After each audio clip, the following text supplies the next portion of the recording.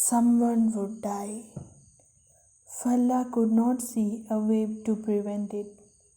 Hours she had wandered through the frozen moment, inspecting the battle from all angles in hopes of a strike of brilliance. It did not come, and she was left with was the rumbling certainty of her own limitations. She could not stop time, but she could not impact the still world she wandered through. Not a single blade of grass bent to her foot.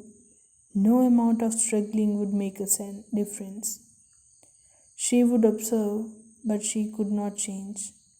When the moment ended, she would be as she was before, changed only by the knowledge of her observation. If only she had come to the consciousness earlier, if only she had been the one on watch. The heartless were upon them before she could summon her power. All of the time in the world, and she was too late. She did another circuit, inspecting each of her companions, trying to evaluate their chances.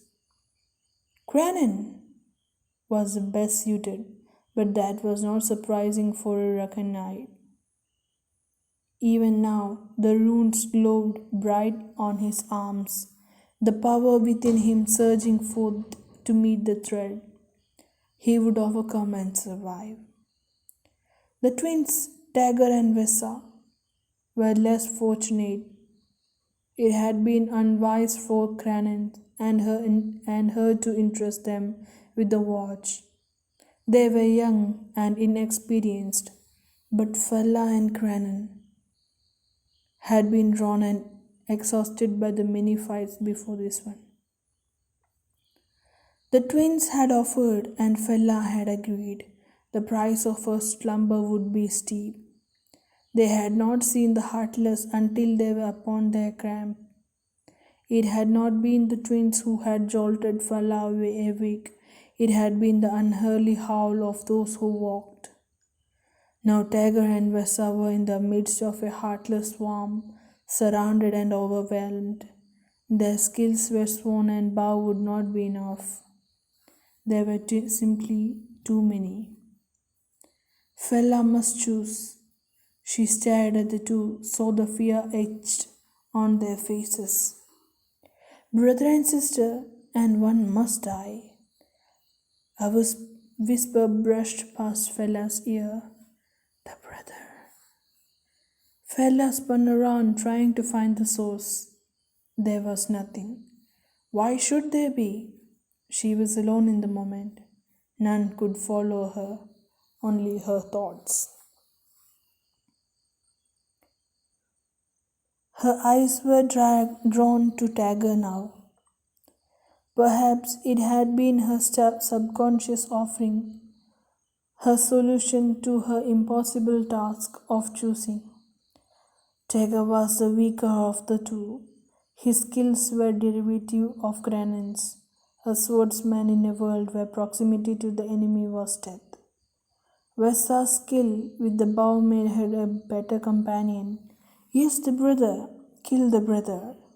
Goosebumps rose up along Fella's arm, and she swallowed, turning again in a slow circle. That had not been her voice. She knew the sound of her own mind.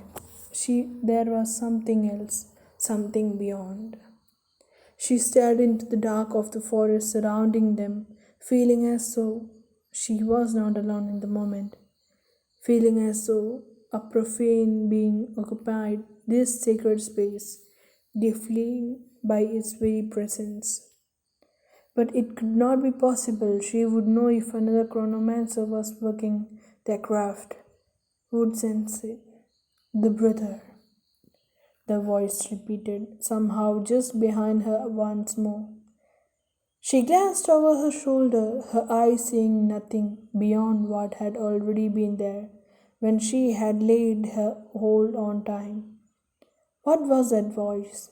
It was slow and rumbling, drawn out and hissing all at once, like a roaring fire slowly being drowned by water. The brother. Why the brother? She would not give the voice what it wanted. She unfroze the moment, her projected self rejoining her prostrate body. Things moved impossibly fast. She withdrew two swirling blades from their chest sheets in a smooth motion and then flung the blades through the darkness. Two heartless fell over, impaled by blades through the base of their necks. Dagger stood there dumbfounded, staring at the two. Vessa's scream sounded out and then was cut off. Platypus out. A story by Perilius Platypus.